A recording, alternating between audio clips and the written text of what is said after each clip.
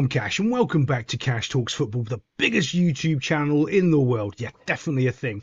I do want to give a shout out to all those people that support me on Patreon. Much appreciated. You have no idea how much that means that actual people support me on Patreon. It's brilliant. As I said, I am going to start uploading certain things on that Patreon as the season goes through. It's over about a year and a half's worth of content that will be going up over there over time. You'll start to see it. But today we're talking about Manchester United against Everton, and it's a bit of a spicy game, to be fair. But you can see a lot of what Ruben Amorim is trying to do in the system. It's one of these weird things in football as well. I've done so much in football, and certain phrases that you used to use, and you were coaching teams and telling teams what to do, and it just floods back all of a sudden. So we used to have this one rule on, and it's one of those rules that this is how, when you're coaching, it's okay, this is what we want to do, but it isn't necessarily how it's going to happen, right? So this is what I mean. So here we are. When the ball's coming in on this side, what we want to do is we want to go out that side, right? That's what we want to do, because we know they're pressuring this side, so we want to move the ball to the other side, all right? So in one side, out the other. That's what we want to do. Remember that. In one side, we win it here, we get it in, we have it in one side, and out the other. Goes out there. And you can see the way Ruben Amorim is setting his team up. Now, I guarantee you're going to hear Man United fans saying this as the season goes on. Okay? Because they're probably going to start off quite well by the looks of the energy that they've got. Right? And then all of a sudden, they're going to get a couple of injuries. And you're going to hear them saying, if only we had our starting 11, if we had our full 11, if we had our starting 11, because they don't really have any depth in this squad whatsoever. I think it was Spursy were doing that a couple of years ago. Oh, if we had our full 11, we'd be good. And they were. When they had the full 11, they were top of the league. A couple of months later, they didn't have it. And they were, shadow of themselves. But you're going to hear a lot of that because their starting 11 doesn't look too bad at the moment. They actually look like they're working for each other. Now, one of the important things as well, you've got to understand about the system, the way he's playing, okay? Why, when you've got five at the back, well, even though he's technically at the back, what happens is your players have got a certain starting position. So when the ball goes forward, what they end up having to do, and it sounds silly, they have to run. I know, yeah, run, movement, it's all the same thing in football. So they have dynamic movement. They have to run. What that does is create passes and opportunities. When you have a static system, a 4-3-3 or something like that, no one's really changing lines. When you've got this 5-2-3, whatever he's playing, the back five or the two outside people have to try to move forward, have to try to change lines. And you can see that here as they're changing lines. Can you see 1-2, you've got movement. So that draws players to them and enables the next pass to be played much, much easier. Here's the free player. But you can see it. You've got 1, 2, 3, 4. They're all dynamic. They're all moving forward. Now, normally, what I'd be looking for, let's just move that over there out of the way, would be in one side and we'd be going out the other. But you can see there's the through ball and there's the pass he's looking for, and he ends up playing it. Bosch moves it on, and you've got all these runners now for people to deal with. Just dynamic movement. That's what this system creates under Ruben Amorim. Lots of dynamic movement, lots of players running forward, and you'll see a lot more of that from Man United this year. They're going to look quite good on the old counter-attack. Defensively, though, we're going to show you they are going to be poor still. I just want to show you a couple of the opportunities that Everton had, because they could have gone. Honestly, United could have got 2 more goals and Everton could have got 2 more goals. That's how open this was really defensively at the back. And that's worrying from both sorts of points of view. Everton, who are probably going to shut up shop and be hard to break down because, well, they're a David Moyes side. They don't look very solid at the back and they look easy to get at, especially if this United team can get at them. But this is a quality free kick, and I want to show you why right here. Let's see if we can stop it. Boom, there. Do you see where the ball is? It's bouncing right. If he got it just a little bit further and it bounced there, I prefer it. Bouncing to make it difficult for the keeper. Now this, he should have run in and finished. Not quite good enough, but let me show you why he does it. Boom. Look, his body shape isn't quite right. And it's one of those weird things, and I don't know if you've ever had this. When you're running towards something, you just should have walked towards it, because you still would have got there at the same time. And when you got there, you would have been under a little bit more composure just to slot it into the net box. Instead, he's running at it and then he's just walloped it off the post. Should have been a goal, but we'll move it on because we've got some penalties that aren't penalties and some penalties that weren't called that are. And I want to sort of drop that as well, because with VAR, it's like it's ruined the game so much where you forget what the game was like previously, where you know what, a penalty could be given that wasn't a penalty, and you're like, oh, okay, all right, and then they miss one that was a penalty, and you go, oh, it's evened itself out. Well, yeah, because it normally does in football. But with VAR, if it was intervening and doing all of this, it would just completely ruin the game, because we've got to stop and wait and all these nonsense checks. Instead, ref gives it. It's not really a penalty, but let's move on. And I want to show you this decision here as well, because this is the problem with things like offsides and VAR and all this nonsense right here. Pump. He's playing the ball. You can see he's running in behind there. The ball, that's probably the best chance you're going to see there, where he's just playing the ball, and you can't really see from this angle. He looks offside from this angle, but on the other angle, it's a little bit different. I'm going to show you that as well, and I'm going to show you the problem with all of these offside calls and all of this nonsense that nobody, and I mean nobody, talks about. So here's the offside call. Okay, is he offside? Let me see if I can draw a line. Yes, my line's brilliant. Clearly, he looks like he's offside by a little step there, right? He is. But here's the problem that no one ever talks about. The ball's already left his foot. And in that little tiny millisecond of you rewinding it and moving the ball back, which I can't do, because quite frankly, I'm sure you can, but I can't. You can't tell the moment that that ball's left his foot. It's a good gap of about that big on this. You can see it's about that far gone. That far, if you move him back that far, is he onside? Yeah, he is. So where's the moment the ball leaves this player's foot is the moment that he would be onside, not just after. Well, just after he's offside. Yeah, but when did it leave his foot? Was he onside when it left his foot? You can't tell. You just can't tell. So that's the massive problem. It's never really here that is the issue, because we can always spot an offside decision. It's here. Did the ball leave his foot yet? Well, it's already left his foot, so we can go back maybe 0.5 of a second, and then he'll be onside, and that's a goal. They won't talk about it because, quite frankly, that's too complicated. It's a main sort of stream nonsense doesn't like to talk about anything that's complicated because, quite frankly, they're very, very dull. Let's move it on. Okay, I want to show you this again from United. You've got one wide, two wide. Here's the ball in the middle. So you see, here's your two, and then your three or your five, however you want to set up what they're doing. So they have sort of possession in the midfield. But what happens here is, as this ball goes to here, you've got areas and loads of places to play the ball, because you've got runners and you've got dynamic movement. Let's watch. Boom. Do you see? All of a sudden, what's your right back and your left back are moving forward. Your middle of your field's pretty solid and stable, but you've actually got a striker who's peeling away and finding space. And it is one of those funny things. I can remember when, I don't know, I was about 16, 17, and I was told to stay on the end of the shoulder of the defender. Stay on the end of the shoulder and we'll play you through. Well, because you're really, really quick and I'm really, really skillful and I'm going to score. But then when you realise all of a sudden all the spaces, all I have to do is walk in this way and then walk back into the massive space, the game's easier. And you learn that as you get older. Rasmus Højlund hasn't learned that. He hasn't learned how to pick up these pockets of space. And you can see the difference of having somebody up front who does. The ball's played round the corner first time. I'm going to come on to those little problems in a second as well, because they were playing a lot of little one-touch round the corner balls. And there's a problem when you do that. And Bruno Fernandes found that out very hard later on in the game. But I think this is the penalty decision. It's shocking, we know. The defender goes towards the ball. Amazing. Perfectly gets right next to him, and he doesn't pull him down. He just puts his arm across him. The wee man's too weak, falls over. There's no pulling and grabbing of his shirt. He just falls over. The ref's terrible, and he gives it. It's a penalty. Well, it's not, but yeah, the ref gives it. I want to show you something else I spotted on the way. Yeah, Ratface steps up and scores the penalty, but I was looking at this. These lights here, okay? There's no way they'd allow this in a Premier League game. As I play this, watch these flashy lights as this lad's trying to take a penalty. See that? There's no way that would be allowed. Like, you can't have flashy lights directly like behind the goal. I mean, that's a bit dodgy. And of course, it's Jordan Pickford in goal, and no one rates him, not even his mum and dad. But yeah, he's done completely, and he makes himself look stupid. Yeah, it's one of those things as a keeper, right? You just pick your side and you dive. Don't half dive like that, because then it looks like you're not really putting any effort in. No, full on dive, go for it, make it, But that just kind of, I got it wrong and I'm on my knees again. Yeah, you're pathetic. But let's move it on. So this is where United are going to struggle defensively, okay? Ruben Amorim's probably not going to understand this for a little while. So you've got five at the back. So that means you've got no natural width right now. Everybody on your field is down in the middle of the field in almost like a little pyramid diamond like that.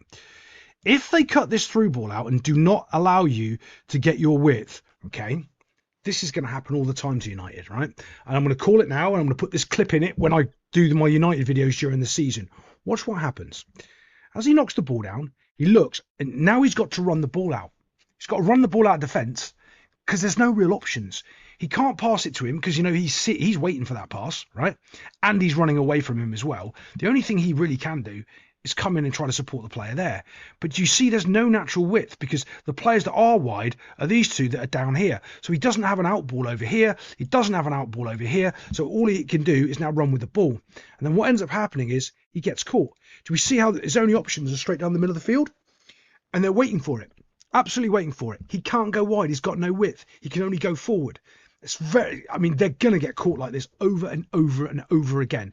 They have to figure out something with their with your forwards. Well, what I used to do in a situation like this is basically one of your any one of your sort of forward lineup, you stick him over on one of the corners. So you have one in the middle, one out wide. So at least whichever side the ball is on, if the ball's on this side of the field, he's on that side. Obviously on that side if the ball's over here, to create some actual width for you, because otherwise you're not going to have any, because you can't get your left and your right backs out. So they're going to be in loads of problems.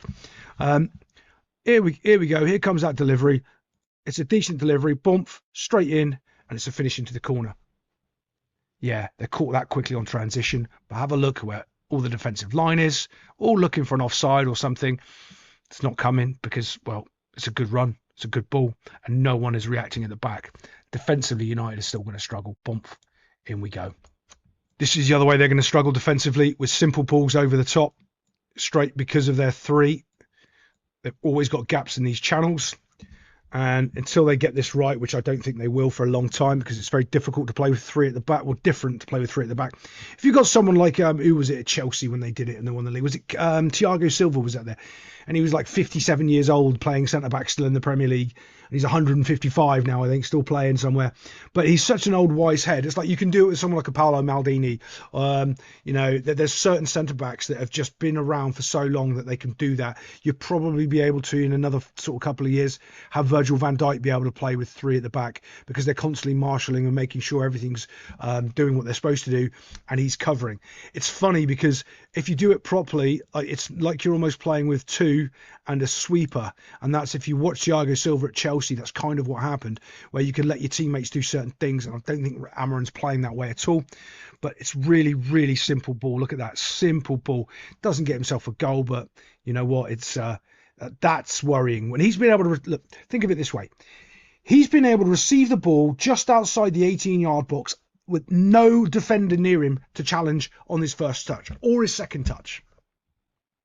That's worrying. I mean, do that to Haaland. Go on, let Haaland bring the ball down, have his first touch and his second touch with no defender around him. See what happens with Mo Salah or Saka. I mean, you can't do that. You just can't. And that's what's really going to hurt United. They've got some massive defensive problems, which you can cover up defensive problems, by the way, if you score goals down the other end, or if you've got a better midfield. And they do. It looks like they're going to score some goals and have a bit of a better midfield.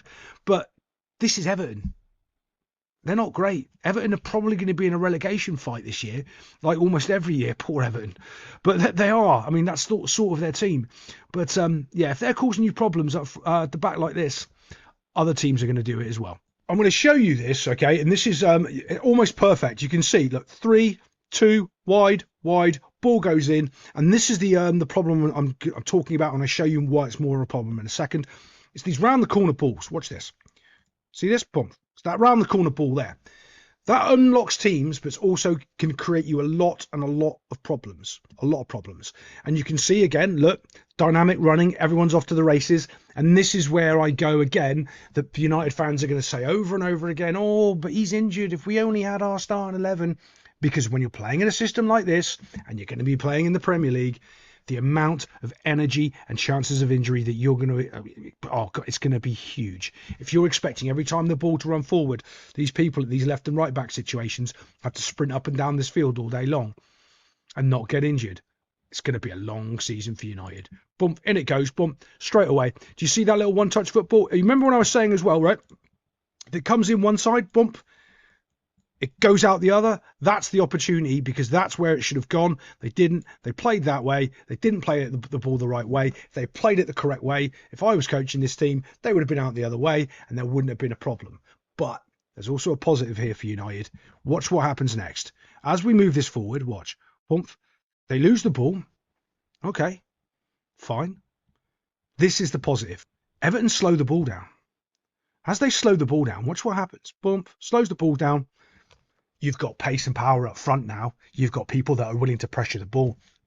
Have a look at what's happened as well. Let's see if I can just move my camera up out the way over here. Oh, I like it up there. I might put it up there all the time from now on. I prefer it up there. I can see more of the field. Right. What ends up happening is this. He can only really go long. Look at where these midfielders are. Everyone is facing him. Okay. He doesn't have an out ball over here. He can't play that ball because he'll get there. Like, he'll get there. You cannot play that pass.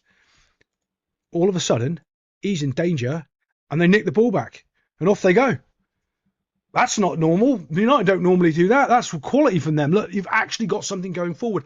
Poor by Everton, but you can see the way that two things. They slowed the ball down too fast and they weren't ready. There's no other option for them to do, or anything for them to do, because they're all facing the ball. And there's no movement at all. Where you saw in the United system, people are behind the ball, they're running past the player with the ball, so you can move and there's dynamic movement. None there whatsoever from Everton. Gets to the byline and whips in a cross. And now this is a penalty. He stopped it with his hand. He stopped the movement of the ball. That's a penalty all day long. All day long. The other one, no. That one, yes, 100%. If your arm is on the ground and it hits your arm and stops the ball going across to the man in the middle, one of these two that can kick it into the net box, that's a penalty, ref. I know you're playing in Yankee Doodle football with Cowboys land, but we got guns. But you gotta call that. You have to be calling that all day. Let's move it on. Actually, let's watch it blatantly, bump, bump, bump. Sandball all day long, like it just is. Okay, this one's a difficult clip because there's so many things wrong with Everton. It makes you think that, oh, this is a great pass and a good finish by Mason Mount. It is. It's all right. It is okay. It's not great. It's all right. Nothing special. But Everton make it look give it to them so easy. Right, here's a guy. Here's a goal. Here's a ball. You need to be there. I don't know why you're defending over here, but this isn't like it's super quick. He has all the time in the world to get goal side and slow the ball. No one's in front of him. Can he just run? If everyone else stood still and did nothing, could he just run down the middle of the field and kick the ball into the goal? Yes, he could. One of the great examples of this is old video games when the computers used to run and like another player would get in the way, and then you could see, oh, it's a good system because the computers weren't very good back in the 80s and shit. But look, as he starts to move, he now is completely taking himself out of the game. He can't mark him because he didn't get goal side of him. He can't tackle for the ball, so he doesn't know what to do. Genuinely, he's lost in his mind. He's got no idea what to do, right? So now let's have a little look. I don't know where he is. He should be getting inside here. Can you see? Look, there's the runner's going to go over there. He doesn't know what to do either. What are you doing? Are you blocking this pass here? You're supposed to be defending this goal and winning that football, not worrying about this pass here. It's awful. Watch. As we move this forward, look. So two players now go towards we completely forget about that guy there. Don't worry about him. We're not really marking. We don't do that. What we do in the Premier League is we stand around and we look like we're holding our shape and we're not really bothered about the football. So all from one little problem of a midfielder not coming back 2 yards and getting in front of Bruno Fernandes enables him to run forward with a little run, confusing these two because they don't know what they're doing. Spin, turn, and it's in the bottom corner before anybody even knows anything about it. All because of poor positional play. Oh, bearing in mind, I should have made it a little bit more clear. This was coming from a Manchester United throw-in down here in the corner. So they were all set defensively. They had time to all get back and do what they needed to do. It's just, I mean, it's shocking. Absolutely shocking behaviour. And this is one of the other problems I think United are going to have is rat face. I would have sold him off because I just don't think he's a good enough player. I think he has great moments, but he has just as many of these moments, and no one talks about them, where he does this. Just completely gives the ball away, trying to nutmeg a player for no reason whatsoever in a really, really bad situation, and there's no real defenders able to cover him. Doesn't like that ball should have just gone straight back to the keeper, and he should have kept possession. Doesn't know. He wants to turn into trouble, turn into crowd. That's what I was talking about, those little dink balls. What it does is it creates a bad habit. If you're turning into pressure and into danger because you get away with it a couple of times and then a mistake like that happens. He's turned into that pressure because he's done 3 dink balls round the corner in the game and it's worked, so he's tried it again. The problem when you do those is you get one wrong and the other team scores on you. That's why you don't see many teams doing it, ever. All of a sudden, though, boom, they go, win the ball, now they're on a race. Now he does something, again, this goes down to his character. This is why I wouldn't have him in my team. He's lost the ball. So what he does, this would be a red card in the Premier League all day long. As he's running forward, he takes a swipe at him, back of his legs. Do you see that? Swipes him, kicks him over. He's played the ball, but he's completely kicked him over. From behind, intentionally swiping it at the player. Back in my day, that's perfectly fine and reasonable. Nowadays, that's a 3-game ban. So look, now it starts a fight over there in the corner. See it? A bit of pushy, archy-bargy as the game carries on.